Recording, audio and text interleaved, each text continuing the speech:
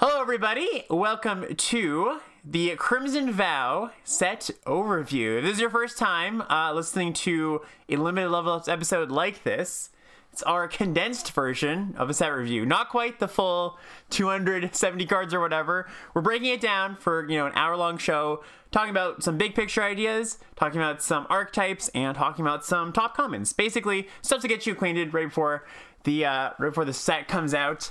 And yeah, we're gonna dive into some details. If you've already listened to a set review or the set review I did with Ethan, there's some additional thoughts I have in there as well. This, I want to give some added value. But if you haven't, we're also gonna cover some, mechanics and stuff so that you're not in the dark if this is some of your first content that that you're considering for this set.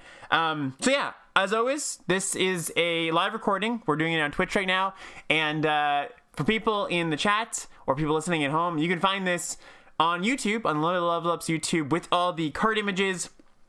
I've got a PowerPoint going here that you can see if you like to follow along visually. And yeah, check that out. I'll put the link to that in the show notes. And without further ado, we'll get into, with a little bit of further ado, because we need to talk about the Patreon, patreon.com/limitedlevelups. Just quickly before we jump in, that's the place you can go if you wanted to support the show. There's also a Discord that goes along with that, the Limited Level Ups Discord. You can find that by going to bit.ly/join the Discord. Cord spelled with a CH. One of the best places to go if you're looking to get some new info on the new set, talk to a bunch of amazing limited players. There's a bunch of secret channels there for patrons, but it's free for everybody, so come join. And yeah, check out that Patreon if you like my content and you want support, you want to help keep the lights on around here. And now, without further ado, we'll move into Crimson Vow, big picture thoughts. We're going to start here. Okay, so the first thing I want to talk about is just what's changed and what's the same between Crimson Vow and Innistrad Midnight Hunt. Because this is the first time in a while we've kind of had two sets back to back that have had quite a few similarities, right? We used to have this a lot of the time where it was just like, okay, we have two set blocks and we do this one thing in one set, and then we go to another set and it's just a little bit altered. And that's cool because you kind of get, when you go to the second set, you kind of have a good baseline for the types of cards, some of the mechanics get repeated, but we haven't really had that in a while. So I want to touch on this. And where I want to start with this is, I think that one of the big things that defined Midnight Hunt for me was two things: is the cheap premium removal, the abundance and the cheap, the very efficient premium removal, and also the prevalence of 2-for-1s, mostly in the form of like on-board 2-for-1s, bait hook angler, organ hoarder, all these awesome disturb creatures that just kind of, laughed in the face of your opponent's removal spells a lot of the time. So this, in Midnight Hunt, we had this weird kind of dichotomy where it was like the removal is really, really good, and so that makes the big, dumb 4 and 5 drop creatures that don't generate value really not so great. But also, if your opponent has a deck full of these value creatures, drafting a bunch of removal spells didn't really do that much for you because you just get outground, right? In Crimson Vow, I think it's changed quite a bit. So let's look where that's changed. So Disturb is, I think, the one of the first places to go here.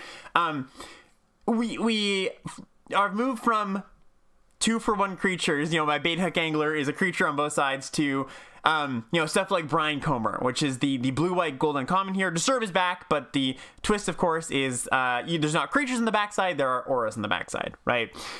So that changes it. So your removal spells generally are a little bit more effective in general. Like, you're still getting value, or your opponent's still getting value when you kill their 2-drop that has an aura on the back, but not in the same way, right? It plays out a little bit differently. You're going to get a little bit less punished for having a deck full of removal spells. So, I was championing don't draft too many removal spells in Midnight Hunt. I feel like that's going to be, I'm going to let up on that a little bit, where, I feel like a deck full of, 4, 5, 6 removal spells won't have the same issues. There's just not as many value creatures running around.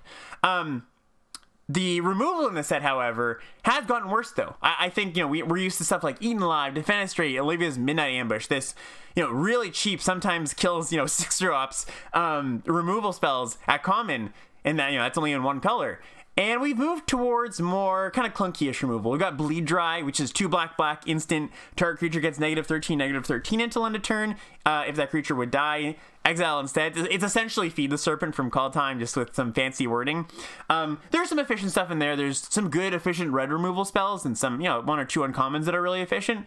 But for the most part, the removal is worse, right? So I think we're just, in general, kind of making a shift back to normal-ish limited, right? Where, there's still good value creatures around. Exploit can definitely get you some onboard value. But I think a lot of the things that we felt in Midnight Hunt are dialed back a little bit. And so, that just means all I want to say from this is don't take too many of your experiences in Midnight Hunt forward, essentially, And of course, I think the last thing I want to point out is that there aren't absurd commons this time around, right? There's like Organ Hoarder and Diagraph Horde in the last set. I can't really point to a common in this set that looks, quite as good as those cards. So I think, where I kind of described it as like the Uber Pauper set, where there were just like, there was multiple commons you take over the majority of uncommons and rares. I think that is less so the case here. I want to talk about synergy in this set and how the cards and the archetypes kind of lie on the synergy spectrum, I think. So in Midnight Hunt, it was very pointed synergies. You were the decay deck, right? You were very much like, I want to pick up all the decay things, right? Or, you're leaning into self-mill, right? Or, maybe you're leaning into spells, right? You're really like, this is what my deck is doing, and I really want a bunch of cards that do that thing. I think it's dialed back a little bit in this set, both because I think the payoffs are, they're strong, but they're not quite as strong.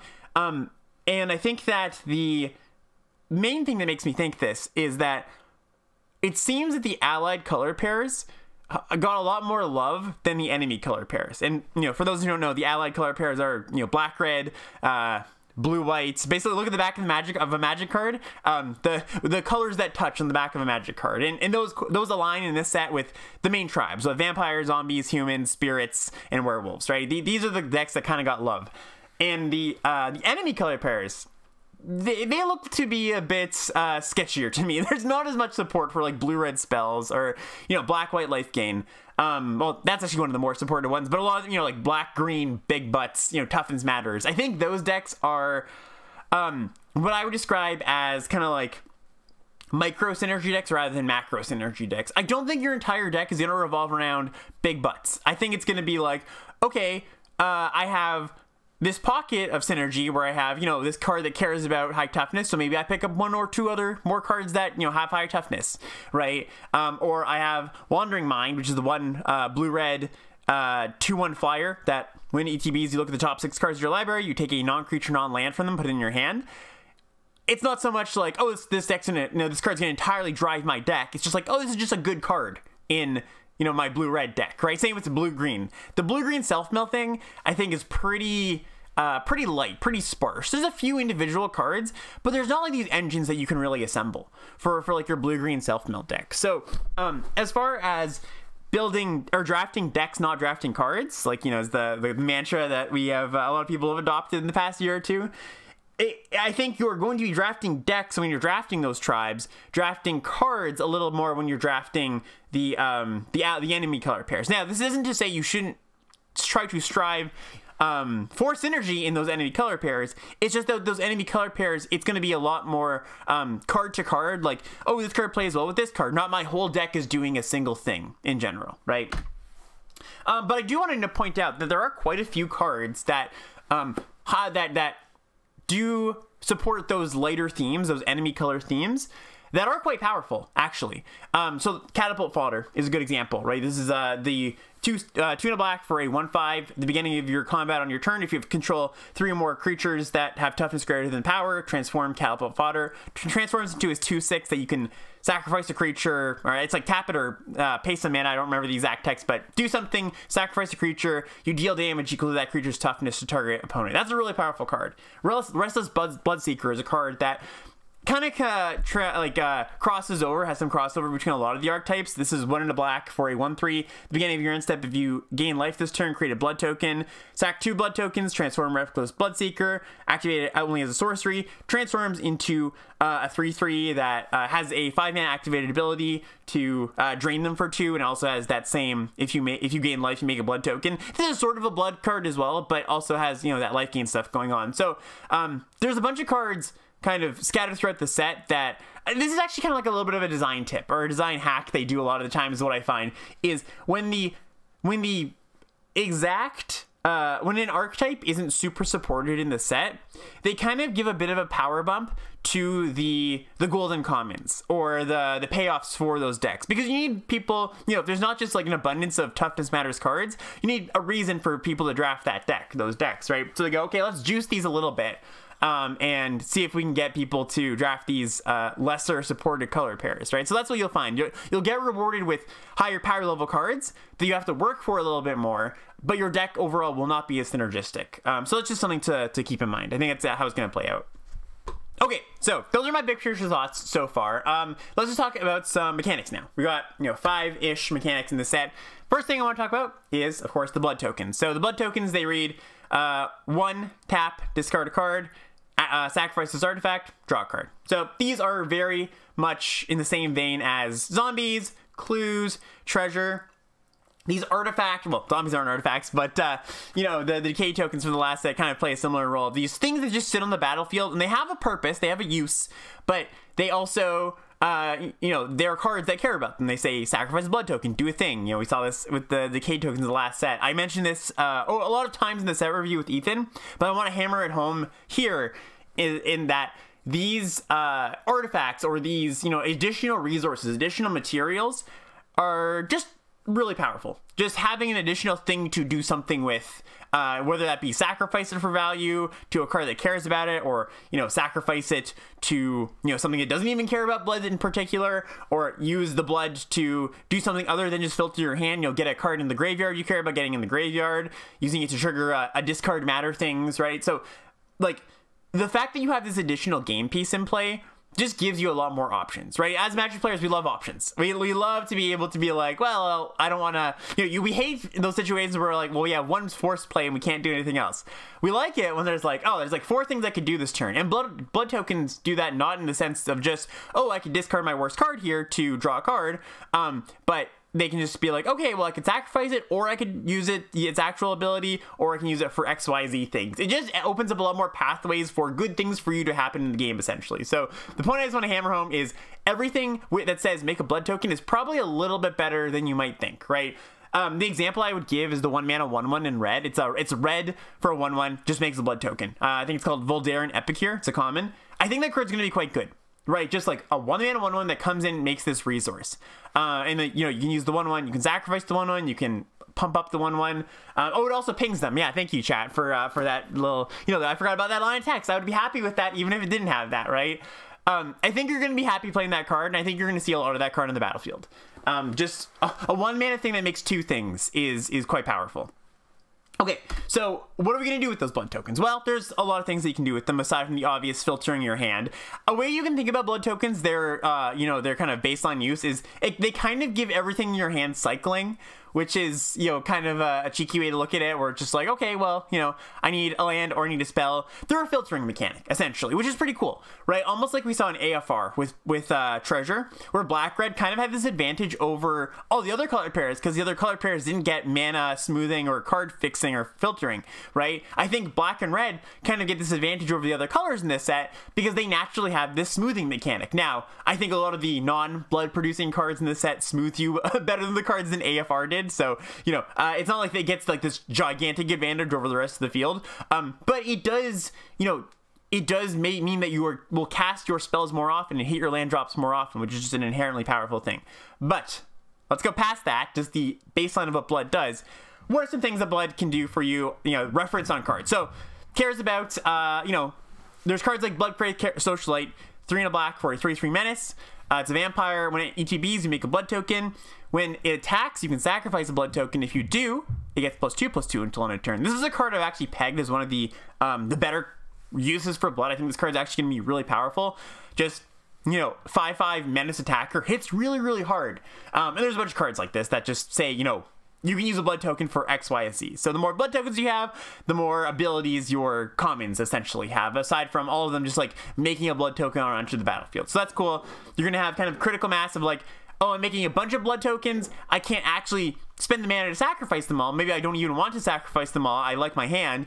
Let's put them into these, my creatures that made the blood tokens, and they get better, right? 4 mana, 5/5 mana is just really, really good. If you can consistently enable that, that's fantastic. You also have things that care about discarding, right? Ragged Recluse, 1 and a black, 2/1 for a human peasant. The beginning of your end step, if you discarded a card this turn, transform the Recluse, turns into a 3/3 that when it attacks, you drain them for 1. So if there's a few cards in the set that specifically care about discarding cards, this is one of them. Of course, your blood tokens enable that. And then, you know, of course, just stuff that you want in the graveyard. So Cobbled Lancer is a single blue 3/3 that's as an additional cost to cast it. You exile a card from your graveyard, and also has a 4 mana activated ability. Exile the Lancer from your grave, you draw a card. So the blood tokens help you get stuff in the graveyard. They also help to, you know, if you want to pitch your Cobbled Lancer, draw a card off of it after, that's cool too. So there's not a ton of overlap, but blue-green wants its cards in the graveyard. There's a few cards that it's like, oh, this does a good thing in the graveyard.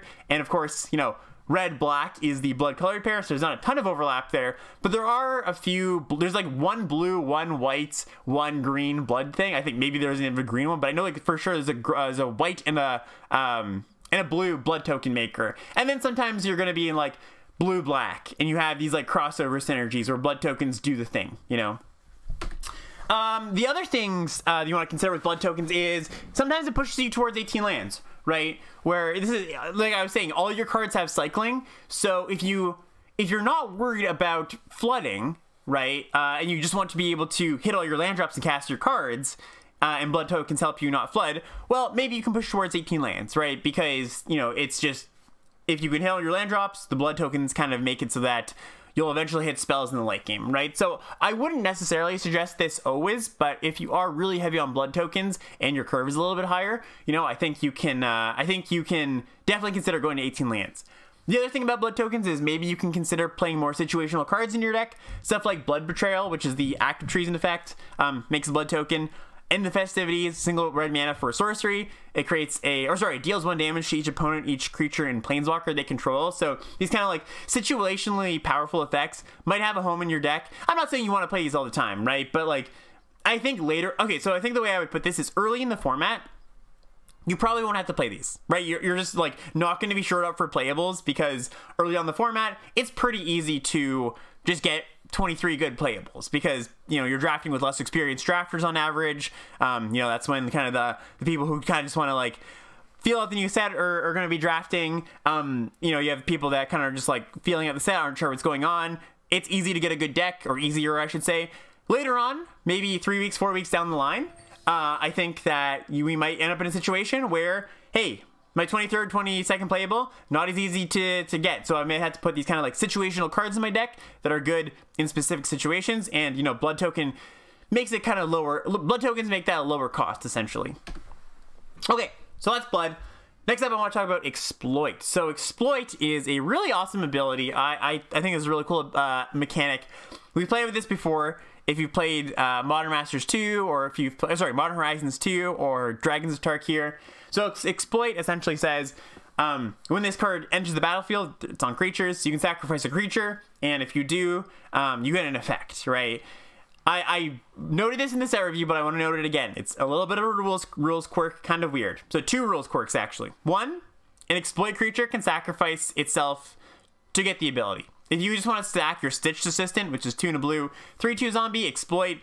When you exploit a creature, you scry 1, draw a card. If you just want that effect, which you generally won't, it's not something you're going to do often, you can just sack itself, it'll work. The other thing you have to keep in mind is if your opponent has a Exploit creature, and it's a really good ability, and you don't want them to have that ability, what you can do is you can kill that creature, or bounce it, or whatever it is, with the Exploit trigger on the stack, and they will not be able to get the ability, right? So take that same Stitched Assistant, right? If you say, hey, I don't want him to draw a card here, right? I mean, it's kind of a menial effect, but let's just say for an example, right? You can kill the Stitched Assistant in response to the trigger.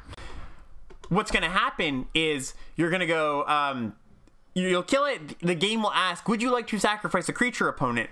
If they say yes, they can still sacrifice a creature, but they just won't get the effect. So just something to keep in mind, and something for you as well, that, you know, if you really need an effective exploit creature, they can deny it from you, essentially. And of course, you know, the idea with exploit is it's kind of an A plus B mechanic. You have the exploit creatures, you also want fodder, right? So half your deck is going to be, ideally half your deck is exploit creatures, half of it is stuff like Doom Dissenter, 1 black. It's a 1/1. When it dies, you make a 2/2 black zombie, right? So you're gonna want to. It's kind of interesting too, and we're gonna get to this when we get into the deck itself. But it's an A plus B thing, right? So you want the fodder plus the exploit, and blood actually kind of helps you in a certain way too, where blood can kind of find for you the you know, can do a little bit of filtering to find the part of the puzzle or the piece, the A or the B, that you don't have currently, which is kind of cool. You get a little, you know, those black blood tokens and, you know, 1 or 2 blue things that make blood tokens. So a little bit of overlap there. Overall, I think it's a cool mechanic. It's really powerful, and yeah, we'll get to it as we get to it. Okay, Disturb. So we are all very familiar with Disturb, of course. In this set, it's coming back with a twist. Like I mentioned before, the creatures disturb as a aura on the backside, right? So we've got Brine Comber here, 1 blue white for a 1/1 spirit, enters the battlefield, and when Brine Comber enters the battlefield or becomes the target of an aura, create a 1/1 white spirit creature token, and it has flying too, and the backside is a blue white aura, does the same thing essentially.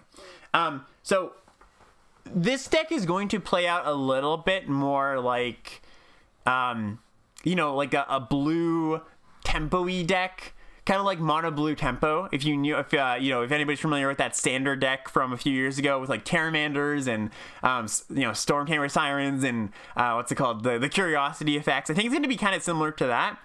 And in general, it's going to be less about.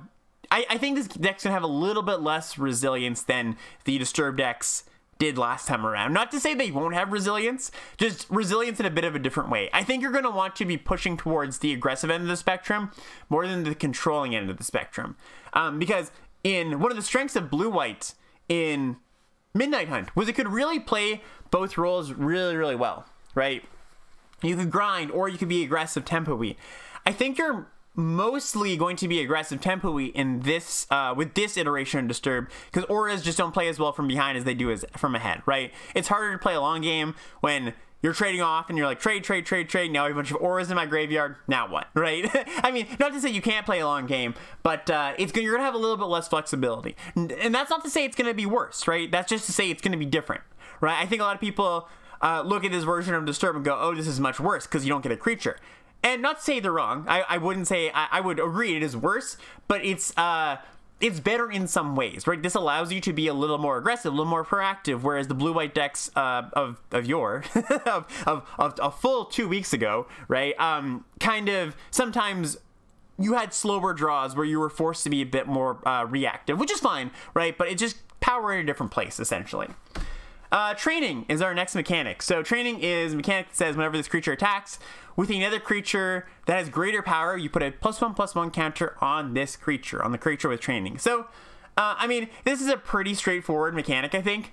It's kind of like Coven, where it's sort of incidental, I think, where it's just like, okay, I don't think you're really going to have a training deck. It's just going to be like some green and white creatures. There's going to be a few concessions you make to making sure your training actually happens, but unlike, you know, a blue-black exploit deck or a blue-white disturb deck where your whole deck is doing the thing, I think this is actually a little bit more like the enemy color pairs like I was talking before, where it's a little bit more like, all right, you know, I'm kind of training as I play my aggressive deck, and it'll just kind of come up.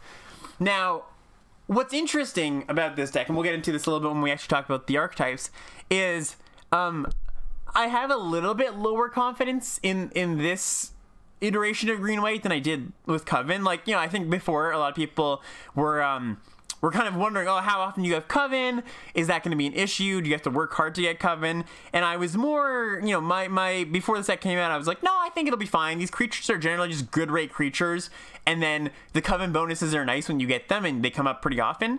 With these training creatures, for the most part, they aren't on rate creatures. They're a little bit below rate. We have Perish Blade Trainee here, 1 and a white for a 1/2 training, and when it dies, you put its counters on target creature you control. And there's also like a few other creatures that, like, 1/4 reach that has training, a 2/1 flyer that has training. So like they're not too far below rate, but I can see a lot of times when, like, I think this deck on the draw is gonna have some trouble, is my thought. Like, it's really nuts when you can go on the play, have this sick training curve where it happens and you get to, snowball your opponent. I think this cards with this mechanic are going to play pretty poorly from the behind place in the game. And you could say that's true of most aggressive decks, most aggressive cards, but I think these cards even more so than others, because they like need you to turn your cards sideways to attack to actually be more than below rate cards. Now, I'm not willing to write this off. Not like, okay, this is bad, don't do this. I'm just saying you need to put a little work into making your training cards work. They're not just generically great, is what I would say. So just some thoughts on that. And of course, our last mechanic here is Daybound Nightbound. I think that we're gonna get this, I talked about this a little bit when I talked about the removal, but I think that since the removal is, a little bit worse in this set. Oh, sorry, I should say that Daybound Nightbound I'm kind of having as an analog for werewolves in general, because that's what it is in this set. I think the werewolves are going to suffer a little bit less, because the problem with the werewolves in the last set were too many of them were just big dummies. And big dummies sucked because the removal was so good. Because the removal is a little bit less pushed in this set, you don't feel awful. You're not embarrassed when you put a big dummy on the battlefield, right? It's like, okay, here's my 5/5, for 5. Deal with it. A lot of times your opponent could in Midnight Hunt. In this set, I think a little bit less often they'll be able to deal with your big dummy, essentially. The one thing I want to also point out, though, about Day Knight is, unlike in Midnight Hunt, where we had stuff like Obsessive Astronomer, we had Gavny Dawnguard that got the Day Knight cycle going, we don't have that. There isn't anything that's not a werewolf that gets the Day Knight cycle going. So what you would do sometimes in Midnight Hunt is you go Obsessive Astronomer on 2, and I pass the turn with an instant, I flip to night, your opponent can't flip it back to day, your 4-mana werewolf's giant on turn 4. That's not going to happen as often, especially because there really isn't 2-drop werewolves in this set. You're going to have to work for, you're going to have to build your deck in such a way where if you would like to be knight, you want to put some instants in your deck, right? So that it can actually, you can pass the turn, you can cast your instants, it actually flips to knight. So that's just something to think about. It's kind of a trade-off, right? So it happens less often, right? But the Day Knight's just gonna happen less often, but your big dummies are gonna survive more often. So I don't know where that ends up taking the werewolves and the Day Knight mechanic. I'm optimistic, especially because there's no Olivia's specifically kill a werewolf, or Silverbolt or whatever. But yeah, there's no cards that specifically say screw you to the werewolves. So I mean, that's at least a little bit of a boon going into this set. Okay. Let's talk about the archetypes now.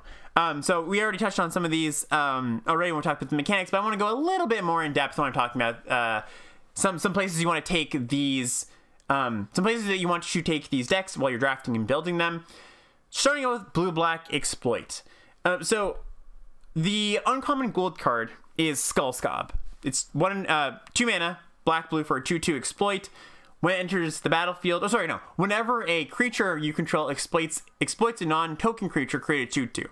So this doesn't really do anything on its own. Like, you could sack something to, sack it for additional value if it's a good thing to sack and you had a 2/2, but you're not going to want to sack just like your random creature to get an effect, because it's, you're not going to be upgrading your 2/2 all that often, right? Or sorry, your creature you're sacking isn't going to be upgraded into anything better than what it already is too often with this card. So this essentially acts as a lord, right? It essentially acts as all your other exploit creatures get better, which is kind of cool.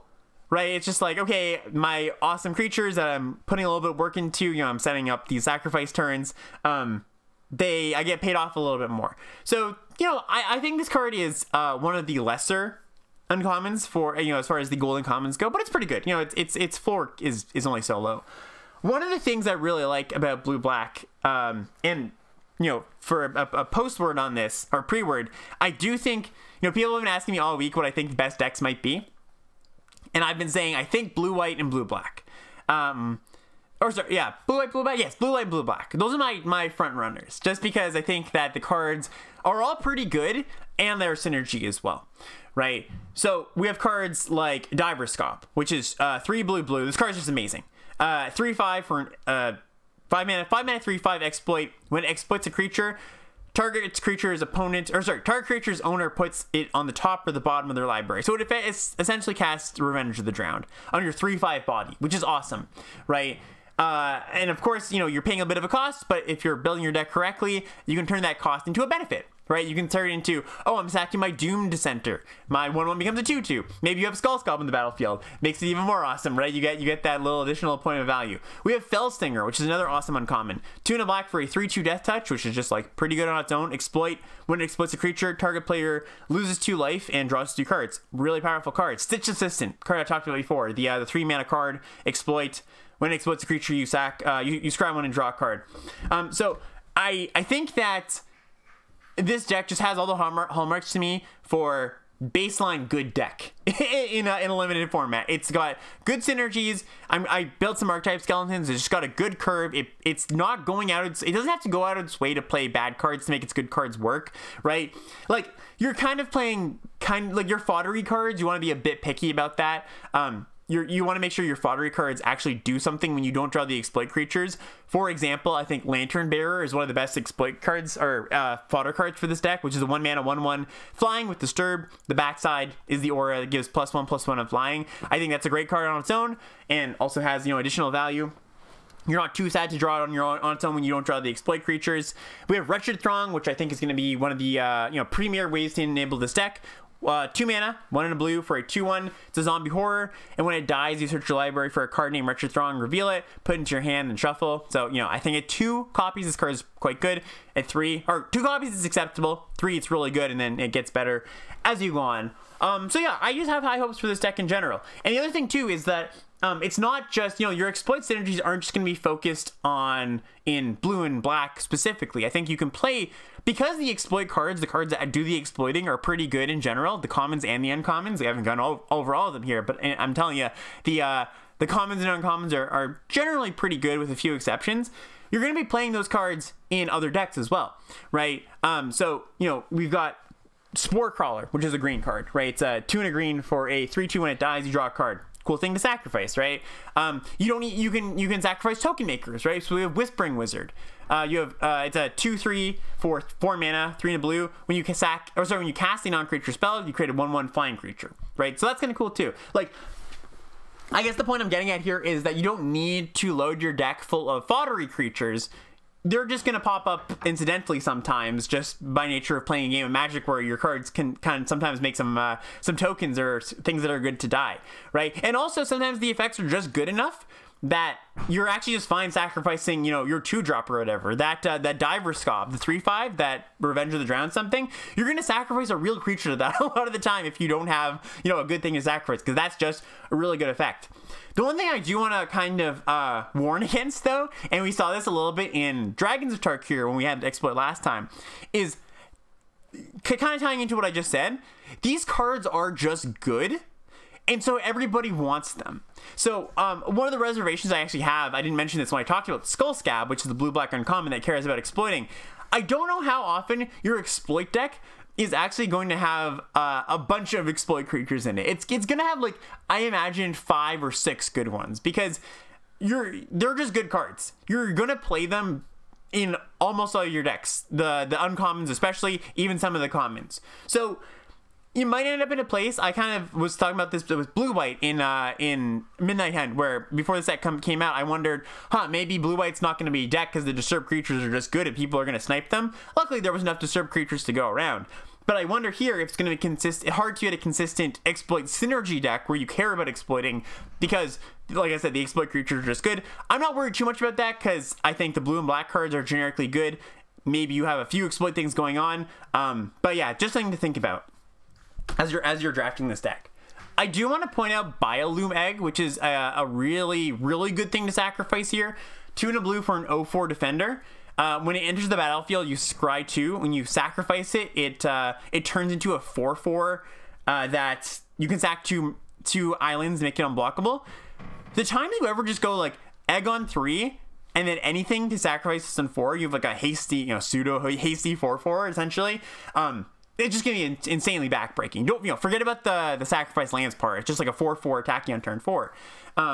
It's just like such a nasty curve, right? So, you know, I think that one of the things. Oh, sorry. This isn't a transform. Yeah, sorry. Let me correct myself. This isn't a transform card. It actually exiles itself first, and then it comes back. So forget what I said about attacking, but it's still just really, you know, really good curve to go this into exploit thing, because you get an exploit benefit plus a 4/4. Still very good. Still very good, despite not being nutso like I was implying here.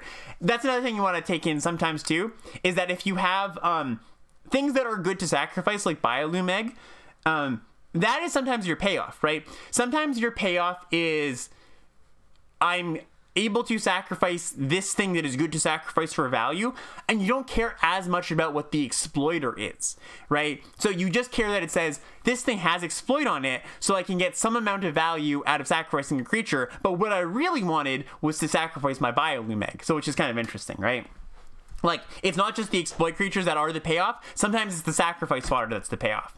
And then, you know, like I mentioned, I just want to reiterate quickly that blood tokens play a place in this too, because you got this A plus B mechanic that you want to dig for the A when you don't have the B. A and B being sacrifice fodder and exploit creatures. Okay, let's move on to my my take for second, or, you know, first best deck, second best deck. One of the better decks anyways. I don't want to give actual numbers here because, you know, I do not have that degree of confidence. But a deck I'm looking forward to playing and I think is going to be quite good is still Blue-White Disturbed. I think Blue-White Disturbed is, you know, just like last time, going to be quite a good deck. Going to play it a little bit differently, like I said. It's not going to be the grind you out. It's more going to be like tempo-y aggro with some good fail-safes, essentially, against, you know, against removal spells. So, one of the things I like, just like with Blue-Black, is all these cards that have Disturb on them are just good. They're just really good. Like, we got Drog Skull Infantry, right? 2 mana common, 2/2. It's got Disturb, 4 mana. The backside's a 2/2/2 aura. That card's just good, right? Like, your opponent's not going to want to trade with this thing, because you can put it on a flyer, you can put it on a card with lifelink, put it on a card with any keyword ability, or just, you know, hell, put it on a 3/3. It becomes a 5/5, right? It's just additional value on your 2/2, and that's just great. Kindly Ancestor. I'm really, really high on this card. So this is 2 and a white for a 2/3 lifelink. Disturb 2. The backside is, you know, gives the creature lifelink. You know, this is something that I'm going to keep repeating until it just becomes part of the limited canon, essentially. Incidental life gain is really good. Lifelink is kind of busted, right? Like, as our formats become quicker and more tempo-based, lifelink really, really matters. Like, these life swings can super matter, and the fact that you get the front side of, you know, a lifelink creature that's just like a fine static creature, 2/3, plays well with tricks, plays well with, you know, whatever. If it's unopposed, you get it to, you know, start racing really well, or just trade off, and that's good too. And the backside, you know, you can put it on your flyer, you can put it on your large creature, so that's really cool. I think both these white commons are awesome. And the blue commons are also awesome, I think. We got Lantern Bearer, which is that 1 mana 1/1 flyer I was talking about that transforms or disturbs for 3 mana, comes back as a an aura, gives +1/+1 in flying. We got Binding Geist, which is a 3 mana 3/1. I think this is the worst one, but I think it's still good. 3 mana 3/1, 2 in a blue. When it attacks, target creature and opponent controls gets -2/-0 until end of turn. Which is, you know, a fine ability. Sometimes this gets in, sometimes it just attacks for 3. And the backside is an aura, one in a blue that gives the creature -2/-0. It's a little bit of a pseudo removal spell-ish, right? And, you know, you can't ask for too much on your creature that's already probably traded off for a card. So yeah, the +2 is kind of just gravy. So that's kind of cool. One of the things about blue-white is that you're going to want to prioritize creatures that naturally have abilities, naturally have keywords, right? Because a lot of these cards, the backsides of the Disturb cards, they grant abilities.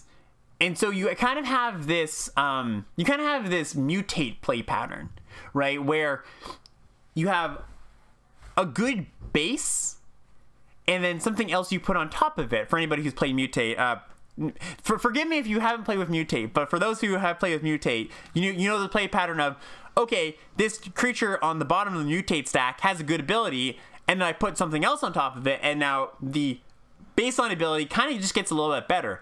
Something with lifelink You put flying on it, that's cool. Something with flying, you put lifelink on it, that's also really cool, right? They kind of stack in a kind of multiplicative way sometimes, right? So kind of medium cards, I think, like just like medium cards with flying that don't look that amazing. Something like Wanderlight Spirit, 2 and a blue for a 2/3 flyer, can only be blocked by creatures with flying. It's not the best card in the world, but I think just by merit of being this vessel, right, that it's a cheap creature with flying that you can put your +2/+2 aura on, or you can put your lifelink thing on, or you can put your, when this deals combat damage to your opponent, you draw a card on, your double strike thing on, right? Just like this cheap vessel. It doesn't really matter that much what the card is, it's the fact that it has the ability word. Something like Heron of Hope is another thing here. It's a 4 mana, 3 and a white, 2/3 flyer. If you gain life, you gain that much +1, and then it has an ability, 1 and a white, Heron of Hope gains lifelink until end of turn. You know, it's a decent card, but put it in the context of I can give this double strike, or I can give this +2/+2, which I guess is kind of the same thing. It looks a lot better, right? So aside from just disturb creatures, you're gonna want to prioritize, you know, the cheap flyers that, like I said, have some amount of abilities. And then sometimes you're also going to want to have just like large creatures, right? Where you have like a 5/5, right? Your 5/5 just like gains lifelink. That's pretty cool too. A card I want to point out for this deck is Storm Chaser Drake. Really, really powerful card. This is 1 and a blue for a 2/1 flyer. So it's that cheap body I was talking about. When it becomes the target of a spell you control, you draw a card. Just like premier thing to load up your auras onto, right? You already are kind of mitigating the risk of an aura because it's on the backside of your disturbed creature. But this is even better because you get to draw a card on top of that. So yeah, I think this card's going to be really, really fantastic. And yeah, I mean, I think this card is good in blue-white, but also probably just good in like something like blue-red, where you have like, you know, maybe you have pump spells. I don't know how good blue-red's going to be. But, you know, I think this is a card that doesn't just go in blue-white, essentially, which is kind of cool. And then Disturb, this deck also has a slight enchantment sub-theme as well. So you've got stuff, you know, you've got Dawnheart Geist, which cares about casting enchantments. It's a 1/3 for 2. It's an uncommon. Whenever you cast an enchantment spell, you gain 2 life. You got Nurturing Presence, which I think is going to be a little bit of a sleeper, actually. This is 1 and a white for an aura. When it enters the battlefield, or sorry, whenever a creature enters the battlefield under your control, the enchanted creature gets +1/+1 until end of turn. And when this thing enters the battlefield, so when the aura enters the battlefield, you get a 1/1 spirit. So essentially, it's a 2 mana aura, goes on something, and you know, you get it's almost like a 1 mana 1/1 flyer for 2 that pumps up something else when it comes in, and then that thing that you pump up can get pumped up in the future as well. So this is just like an enchantment that also like kind of plays well with your all your augmenting kind of stuff, right? You got stuff like Heron Blessed Geist, Steelcat Spirit. These are just like, you know, a few. I'm listing off a few cards here that also care about enchantments. So just keep an eye out for that as well. You're naturally gonna have enchantments in your deck because of Disturbed, but like there's gonna be some times where you choose to put, you know, an additional enchantment in your deck because, you know, you have these cards that care about it. Okay, moving on to the headliner. This is we're talking about blood here, and this is the mechanic that I am the least confident on exactly where it's going to go. And not so much to say if it's good or bad, because I think it's quite good. I think blood is a really powerful mechanic. I'm less confident about the, I guess, the main home for it, or the main type of deck that that you want to build when you've got like a bunch of blood cards. And that's a good thing. I think it's actually a good thing because I think blood actually lends itself to a lot of different strategies. I think it can be grindy. I think it can be aggressive. I think you can be somewhere in between, right? A lot of the blood cards, you know, help you be more aggressive because they say, you know, they make their cards hard to block, or, you know, they just, you know, there's just like cards that make blood tokens that are inherently aggressive.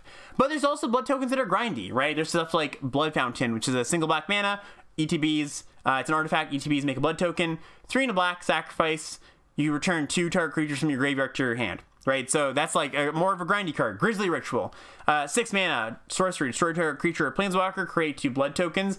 This is an interesting card. It's a really expensive removal card, but I think this is one to keep an eye out for. Like, I could see this card being bad as well. I could see this just being like, okay, this is too expensive, too clunky. But it's kind of got Rise of Extus vibes to me a little bit, you know, from Strixhaven. Not as good for sure, because you know, Rise exiled and it was hybrid and you got selection on like the card you got, but making 2 blood tokens is big game, right? It's good. It's more material for things that care about that. It's more filtering. So some good things I can say about Blood in, let's just start with an aggressive deck first, right?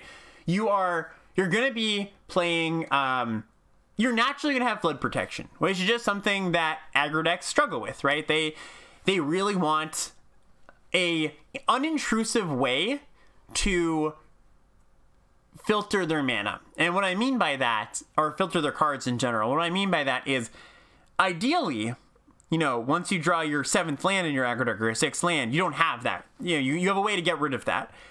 But often cards like Tormenting Voice or, you know, Thrill of Possibility, those kind of cards are a bit too high opportunity cost to put in your deck, because when you draw them in your opening hand, that kind of sucks, because that's one less card you have to beating down. Maybe you're not actually flooded, right? You have the right number of spells and lands, and you're just like, have this clunky card in your hand. It's good those times when you do flood out, but again, it's a high opportunity cost.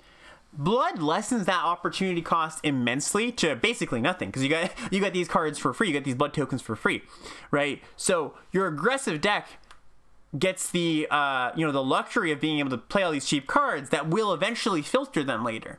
You know, and you know, everybody knows the feeling of they're facing black red in the last set, right? And it's like, all right, they came on pretty, you know, they went Stinger into the 2-1 that pinged them into, you know, maybe they had like the Blood Thief that gets bigger, and you kind of like stymie their early aggression. They dealt you a bunch of damage, but you're like, all right, well, I hope they don't draw gas. With a bunch of blood tokens, they're always going to draw gas. It's just always going to happen, right? It's given enough time. If you're not pressuring them, you know, if you're not like also a deck that can pressure, they're just going to draw into more stuff. They're going to draw into burn. They're going to draw into, you know, just the stuff they need essentially, right? So I think aggressive decks with blood tokens and the red commons make blood tokens pretty liberally, pretty freely, are going to just have that advantage, right? Maybe it's not even your flooding. Maybe you just need, you know, you just have a card that's like, hey, I drew my 1-drop. I kind of need to draw a 4-drop here, right? So you pitch that, hope to draw something better. So I think when I was doing the set review with Ethan, it was, we were kind of down on the blood tokens. Not the blood tokens. We like the blood tokens. We were down on the red cards in general. But I think that the whole package of, I have critical mass of blood amongst these red commons, Voldaren Epicure, Belligerent Guest, there's like there's a 1 mana, a 2 mana, and a 3 mana red common that all make blood. I think there might even be a 4 mana and a 5 mana one. Just the critical mass of, I'm basically never going to flood, plus my other synergies, right? Plus my other, like, okay, I can use my blood tokens for good things. You know, I've been talking this entire podcast about good things to use your blood tokens on. You get all those abilities and, you know, the great inherent strength of, like I said before, smoothing your mana. So that's kind of cool. And of course, you know, this also plays out with on the opposite end of the spectrum too, right? Where if you're a grindier deck, it kind of acts as card advantage. I mean, it's filtering, so it's not really card advantage. But like, it's also kind of one of the tension points in grindy decks is playing too many cards that are only good in the late game. And you need those cards that are good in the late game, right? Because you kind of need to find some way to pull ahead of your opponent, especially you don't have like a bunch of bombs. Maybe you have like, you know, 1 or 2 good bombs that you really want to dig to. There is a cost still to putting something like, you know, a card draw spell in your deck, right? A 5 mana card draw spell in your deck. You're going to draw that in the early game sometimes, and that's not so good. But with these blood tokens, right, you can kind of go, hey, I'm just playing my game of Magic. I'm killing my opponent's stuff. I'm playing some creatures. I get this thing that helps me grind in the late game. I don't need to put a 5 mana draw 3 in my deck, which is like, again, another big benefit.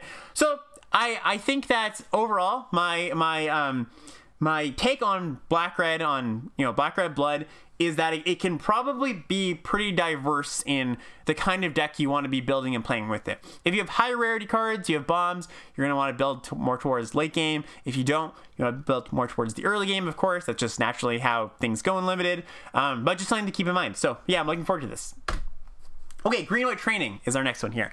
Like I said before, kind of a little bit, you know, plain, I think. And unless I'm just like really underestimating, maybe, you know, and all of us, I think I've heard this sentiment echoed, unless we're just really underestimating how good training is, I'm a little bit tepid about all these commons. Unlike the blue-black and the blue-white and even the red-black commons I went over, kind of the, you know, the marquee ones that have the keyword on it, exploit and disturb and the blood stuff, the green-white ones, Apprentice Sharpshooter, 1/4 reach, Parish Blade Trainee, 1/2 training, Griff Rider, which I think is probably the best one. It's a 3-mana 2/1 flyer with training. Road Recruit, 4-mana 1/1 training, comes in, makes it a 3/1. They all kind of seem not, they don't spark joy in my heart.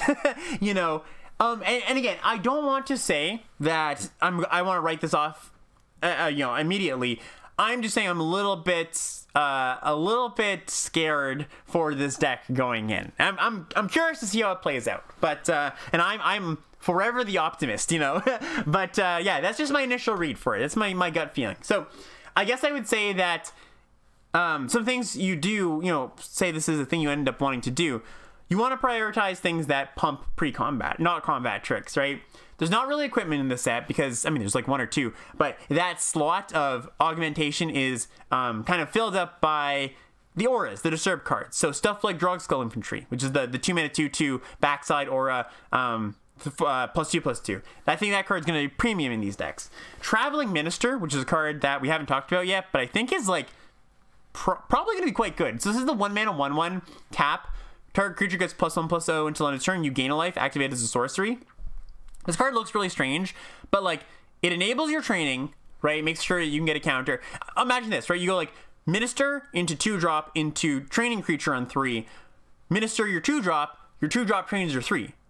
Also the little, you know, little instant life gain, which is always good. This card also plays well in like a black-white life gain deck, so that's kind of cool. I think this is going to be a key card for this deck if it ends up being a thing you want to be doing. There's also Nurturing Presence, which I was talking about before, which is the aura that makes a spirit and makes a creature bigger. It's another thing you can potentially do to make your, you know, get your training train rolling. Your training train. And even our boy, Snarling Wolf. I think there's a place maybe for Snarling Wolf because of the play patterns in this format, right? So, you know, we were all joking about Snarling Wolf coming back, myself included, clowning on it a little bit. But the idea of going Wolf into, you know, 2-drop training creature, pump it, or not even, you know, maybe not even pump it there, but play a 3-mana training creature. The Wolf gets in for some damage and puts a counter on something. That's actually a decent curve. Like, if I had to bet, I would say Snarling Wolf is actually going to be better in this set than it was in the last one. I mean, looking back to the set review, I kind of like Snarling Wolf. When we were talking about it last time, it just turned out that the numbers kind of didn't line up so well for it. So I would keep my eye on Snarling Wolf. A lot of things have to line up right? This deck has to be a thing you want to be doing, right? And the numbers have to be good for it, right? Can't just be like in the last set where the numbers kind of sucked for it, where just like it never really got in the break points you wanted to, essentially. But yeah, something I'm keeping my eye on. And then Red Green Werewolves. I don't have too much to say for this other than things I've said before, but I just think it's odd that there is just more support for Red Green Werewolves in this set than there was in the previous set. Like, there are just more cards that common and uncommon that reference werewolves. So I've got like Hungry Ridge Wolf, 2-mana 2/2, that if you control another wolf or a werewolf, it gets +1/+0 and trample. Packsong Pup, 2-mana 1/1 uncommon. At the beginning of combat in your turn, if you control a wolf or a werewolf, you put a counter on the pup, and then when it dies, you gain life equal to its power. Another Snarling Wolf combo. Snarling Wolf into the pack, the Packsong Pup. Okay, so it's a nice little curve. But I don't know. This one, I'm optimistic in thinking that maybe we are just tepid on these werewolves because, you know, we've been burned before, essentially, and they just are going to play out fine. Because, you know, in the other Innistrad sets, in Innistrad, you know, original Innistrad and Shadows over Innistrad, they were fine. Like, the werewolves were just fine. Magic has changed a bit since then, right? Limited Magic's changed a bit since then. But I do believe there were contextual factors that were holding down the werewolves, not just they were bad cards in a vacuum, right? I don't think it was just that. I think there were contextual factors in the previous format that that really weighed them down. So I have high hopes. You know, the combination of I think in general the werewolves are just better. I think there's more support for them. I think it's this is an environment that's not going to be as hostile. Makes me think, you know, there's some hope for our werewolves friends. Okay, so that's the allied color pairs. I'm not going to go through the enemy color pairs too much because, like I said, I think they're a little bit less supported, and, you know, maybe we can talk about them in a few weeks as we've played some, you know, we've had some time with the cards. But just one thing I do want to reiterate is they are lesser themes, right? White, black, life gain. black-green toughness matters, blue-green self-mill, red-white aggro, which is, you know, I always laugh when they're like, what's the archetype for red-white? It's aggro, you know? It's just like, all right, yeah, we've seen this before, you know? It's just like, one of these days they'll give us an archetype that's not just beat down. Actually, you know, the last time we asked for that, they gave us cycling, so maybe that's not such a good idea. The blue-red non-creatures is the last one we have here. It's just like, you know, rounding out the enemy color pair archetypes. Not to say that these decks will never come together, but I think they're more pocket of synergy decks, right? Pocket of synergy decks rather than broad synergy, my entire deck is doing this thing. It's more going to be, hey, these colors are open. Oh, hey, I got this late Wandering Mind. That's a good card. Maybe I play a few more non-creatures. Maybe I get, you know, I pick up 2 of them, and because the table, nobody at the table wants to be in them. So, kind of, you know, kind of just a forward as we go into the set that I wouldn't first pick something like Markov Purifier, which is the 1 black-white 2/3 lifelink. The beginning of your end step, if you've gained life, you may pay 2, draw a card. I wouldn't draft that and being like, oh, cool, I can draft the life gain deck now. It's not a bad card. It's a very good card. And in fact, like I said before, these uncommons are actually pretty pushed, these enemy ones, because they make up, I think, for the fact that these decks are not that supported. But just don't go in expecting this deck to always be here, essentially. Okay, home stretch here, folks. We're gonna go over some top commons for each color here. The way I like to do my top commons is not really ordering them, just giving some general thoughts on some of the better ones, some of the ones I'm keeping an eye on. It's always kind of a toss-up. These change as soon as we start playing the set, but I just want to give kind of some baselines for cards I think could get that top 2nd or 3rd spot. So I think the top 2 commons for me are Drogskull Infantry and Kindly Ancestor in white. These are the 2 disturb creatures, the one that gives lifelink and the one that gives +2/+2 on the back. So these are just like, you know, I could see either of these being number 1. If I had to put money on one of them, it would probably be Drogskull Infantry, just because it's a 2-drop, but Kindly Ancestor, I could easily go, if I had to put money on it, I'd say Kindly Ancestor because it has lifelink. Both of these things are very good, you know. And then the next tier down, I've got the Traveling Minister, which is the 1-mana 1/1 tap. Target creature gets +1/+0. You gain life. Activate this only as a sorcery. This is kind of like, you know, it does a lot of small synergy things, but also, you know, with training, with life gain, with like, you know, getting your flying creatures in. But it almost acts as like tap, drain them for 1, right? It's almost like I deal you a point and I gain life, and that's just like, if you had a card to tap drain you for 1, that's a pretty good card. And it does, you know, things on top of that. It's not always going to be like that because you can't always get the +1 in, but just an interesting way to frame the card. Griff Rider is another one I think is in this tier. It's the 2 and a white 2/1 flying that has training. You know, it's kind of a decent rate creature. If it turns into a 3-power creature, it's pretty good.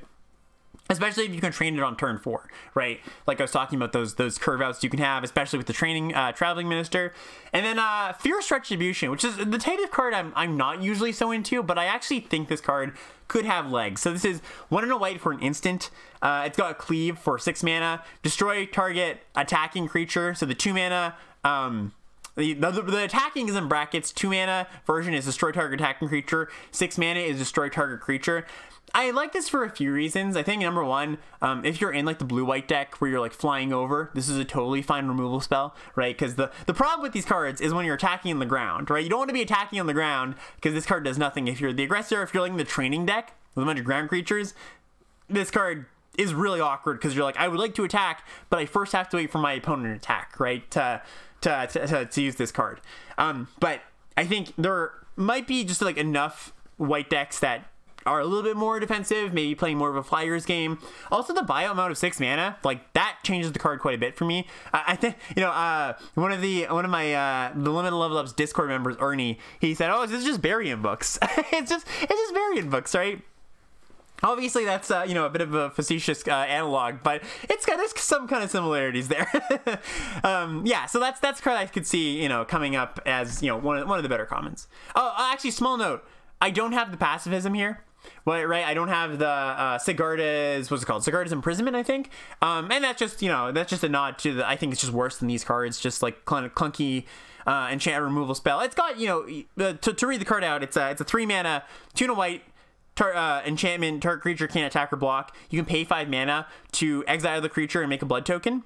And I think that card, you know, could be okay. I don't think it's a bad card, but I'm a little bit wary of it just being an enchantment removal spell. enchantment base removal spell, and also a card in a set with, a card in a set with exploit, right?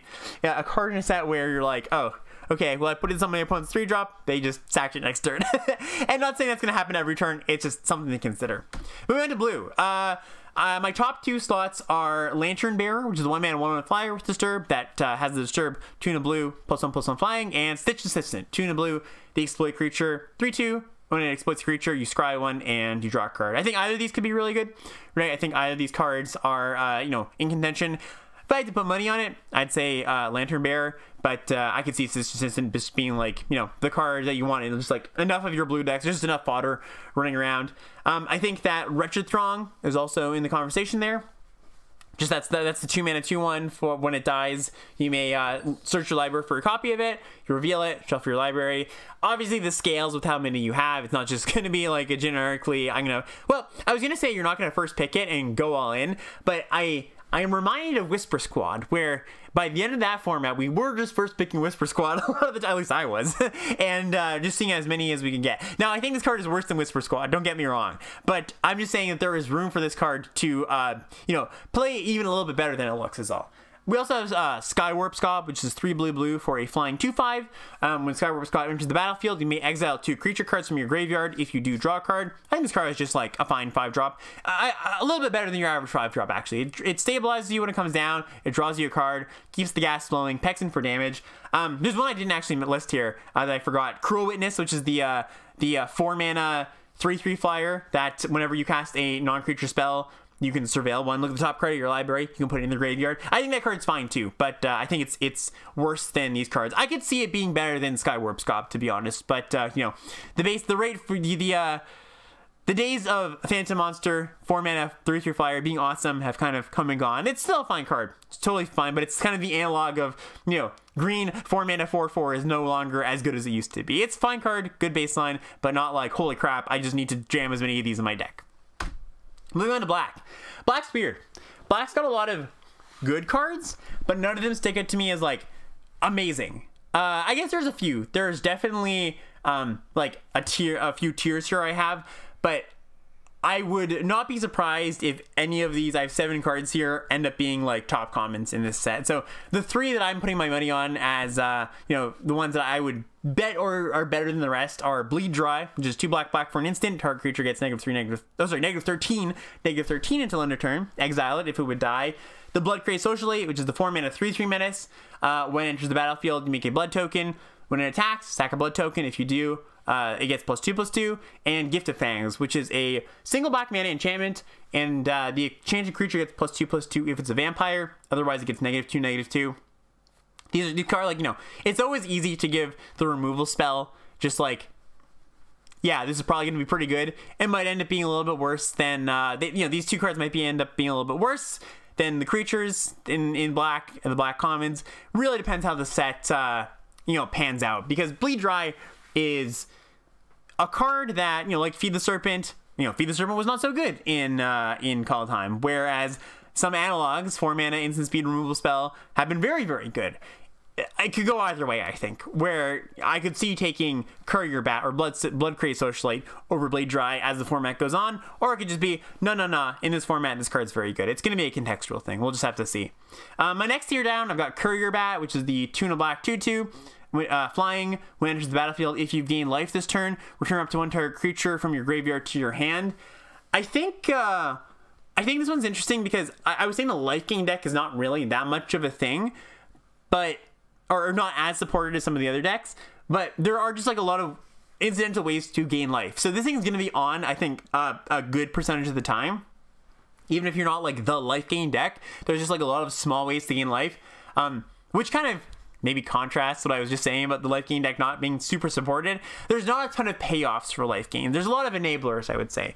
And this is a common payoff that like I'm happy to play in pretty much any black deck, I think. Then we've got 2 other creatures here. Gluttonous Guest. It's 2 black for a 1/4 vampire. ETBs make a blood token.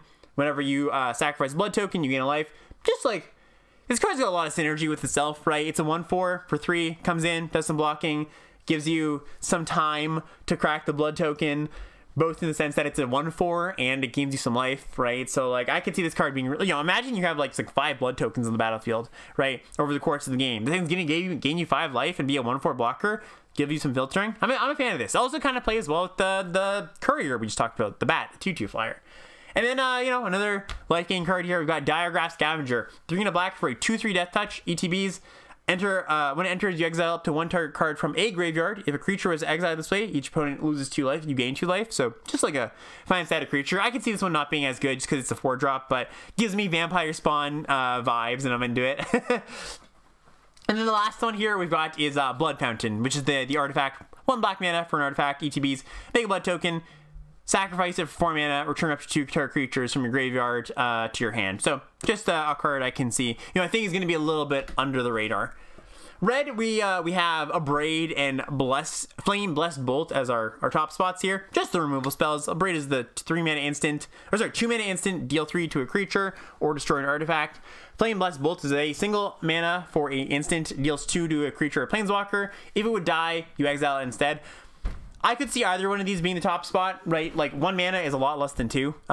Just the way mana scales, like being able to fit in 1 mana anywhere is really, really nice. Being able to kind of steal back the play, right? Where you go like, okay, your opponent's in the play, they play a 2-drop. You've got 1 mana, you go shock your thing. Now I get to untap, play my 2-drop. You know, it depends how good shock is in this format. And I think the trend we've seen is shock has gotten better and better as the years go on, because the threats you need to deal with are cheap things rather than the expensive things. I mean, you need to deal with the expensive things too, but more often, shock is something you would like to have in your opening hand to deal with the cheap stuff. So yeah, I can see this one going either way. I double belligerent guessed here. Sorry, chat. I listened to the same comment twice here, but just the cards I was talking about earlier, where just like this package of all these red blood cards that don't look super impressive. Voldaren Epicure, 1 mana, 1/1, make a blood token. Belligerent guest, 3 mana, 3/2 trample. When it deals damage to a player, you make a blood token. Blood Petal Celebrant, 2 mana, 2/1. First strike when it's attacking, you make a blood token when it dies. Just this like combination of all these red blood makers, I think, you know, adds up to something more than the sum of its parts when you get, you know, just a bunch of them essentially, especially if you have ways to use them. But even if you don't, I think they do provide you some really good value over the course of the game. And then green. We've got my top spot here is Bramble Armor, and the second top spot here is Snarling Wolf. I think these are going to be those aren't on my top list. My top cards for green are Spore Crawler, which is 2 and a green for a 3/2. When it dies, you draw a card. I think this card is just like generically good. A lot of good synergy. Also, just like, you know, we had a card like this in Shadows in Innistrad, which is it was a 3 mana 3/2. When it died, you investigated. So it's just that card, but you don't have to pay the 2 mana. I think this card's, you know, just super, super rock solid. I can see some of the other ones usurping it just because this is like overall good card, but not like inherently synergistic or anything.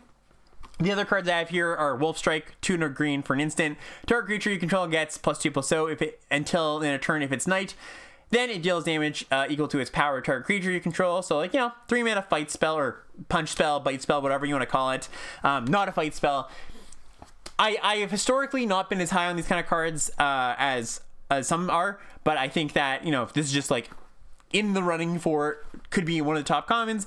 We've also got Weaver of Blossoms, 2 and a green for a 2/3. Taps, add 1 mana of any color. Daybound, the Nightbound side is a 3/4. Adds taps to add 2 mana of any color. This is like cool and just like most of your decks, I assume. Maybe your decks are just gonna be like, the green decks are gonna be attacking enough that they don't want this, but I do think there's some room for some green multicolor shenanigans in this set, so it could play a role there. Then we have Flourishing Hunter, which this slot always surprises us, right? Or not even surprises, but always impresses, right? This 6 mana 6/6. When it enters the battlefield, you gain life equal to the greatest toughness among other creatures you control. So it's kind of like a, you know, sort of a toughness payoff, but not really. It's just going to be good in all of your green decks. You know, this Ravenous Lindworm / Honey Mammoth, Rise of Ants style card is generally just pretty good, right? Better in your like a little bit slower green decks than your aggro green decks, but even by the end of Call Time, I was playing Ravenous Lindworm like my green white decks a lot of the time. So yeah, I think this could even just, you know, by the end of Call Time, that ended up being the top common, if memory serves. No, Sorry, the top green common. Maybe there was one more, but it was that or something else. I remember that was the argument between the two. So yeah, I have high hopes for this one. And then Hook Hand Mariner. This is the one that I feel like, you know, maybe I'm not so excited about this one, but I gotta give it some credit just for being a beefy boy. It's a 4-mana 4/4 werewolf, turns into a 6/4 that can't be blocked by creatures power 2 or less when it flips. So yeah, I'm not super excited for green, but I think it's a serviceable color, right? I think that none of the green commons are like, oh man, gotta play a ton of those. But they're all like, these top 5 cards are all pretty good, and I'm pretty into them. That's gonna do it, chat, for our midnight. No, I was gonna say shadows, and then I was gonna say midnight hunt. No, our Crimson Vow set overview. Thank you everybody who tuned in. If you have some questions for me now, chat, we're gonna go to the chat Q&A. Open up the floor to everybody here. If there's anything you'd like me to clarify on, if there's anything you'd like me to go a little bit deeper on, if you have questions about things I didn't cover, please let me know. Chat, table U. Kwasi says, we've had some really aggressive limited formats with AFR and now mid. Do you think Val will allow for a little bit more dirtling? So, I would say, I wouldn't be surprised, but I wouldn't bank on it, is the way I'm going to answer that. Like, I think just these days, the bar for a deck that can dirtle well, or sorry, I should say a format that consistently allows, and not just allows, but encourages dirtly decks, those just don't come up very often. The common threats are just too pushed. They're too cheap. They attack too well. The commons provide too much resilience for dirtly decks to consistently be a good thing in most formats. There's exceptions, of course. Call of Time was one of the ones. Strixhaven had some good dirtly decks. But like, I'm never usually going into a set assuming that's going to be the baseline. Now, this set might be an exception because there are some good fixing tools, if that's the way you want to go about dirtling. There's some good life gain tools if there's, you want to go about stabilizing yourself. But there's also good aggressive tools in this set. The best bet for that world you want to live in becoming a reality is that the training deck sucks. The red cards turn out to be kind of unimpressive, less impressive than I was saying. They looked unimpressive, but I think they may be a little bit better in context. Maybe they do end up being as unimpressive as they look.